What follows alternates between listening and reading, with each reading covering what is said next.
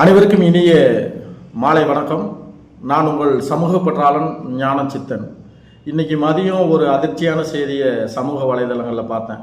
என்ன அந்த அதிர்ச்சியான செய்தி அப்படின்னா, ஈரோடு தமிழன்பன் ஐயா அவர்கள் மறைந்த செய்தி. அவர் மிகச்சிறந்த ஒரு தமிழ் அறிஞர். அவருடைய தமிழ் பற்றுக்கு நான் அடிமை.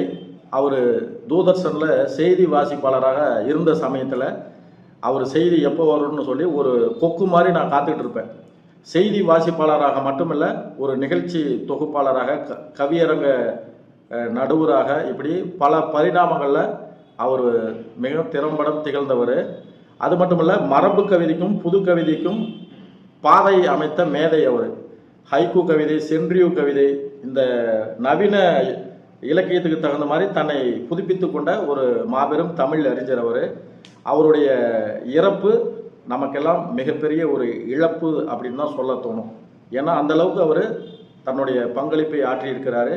ஒரு கவிஞரா, எழுத்தாளரா, ஒரு கட்டுரையாளரா, பேச்சாளரா, ஒரு பட்டிமன்ற நடுவரா, இப்படி என்னென்ன தமிழில் என்னென்ன பரிணாமங்கள் இருக்கோ அத்தனையிலையும் முத்திரை பதித்தவர்.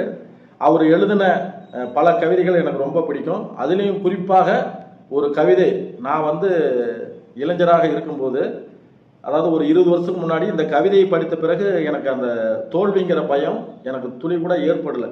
அந்த கவிதை என்ன கவிதை அப்படின்னா, 10வது முறையாக கீழே விழுந்தவனுக்கு பூமி முத்தமிட்டு சொன்னது என்னன்னா, 9 முறை எழுந்தவன் அல்லவா நீ. இந்த கவிதையை படித்த பிறகு எனக்கு தோல்விங்கிற அந்த பயமே இல்லாமல் போச்சு. அந்த அளவுக்கு அவருடைய நம்பிக்கை கவிதை எனக்குள்ள ஒரு தன்னம்பிக்கையை விதைத்தது என்பது தான் உண்மை. இப்போ மிகச்சிறந்த ஒரு தமிழ் அறிஞராக அவர் இருந்தார். இப்போ அவருடைய தமிழ் பேச்சுக்கு நான் ஒரு அடிமையாக இருந்த காலகட்டமெல்லாம் இருக்குது. எப்பயுமே நம்ம தமிழ் தமிழ் தமிழ்னு சொல்கிறோம், ஆனால் நடைமுறை வாழ்க்கையில் கோட்டை விட்டுருவோம்.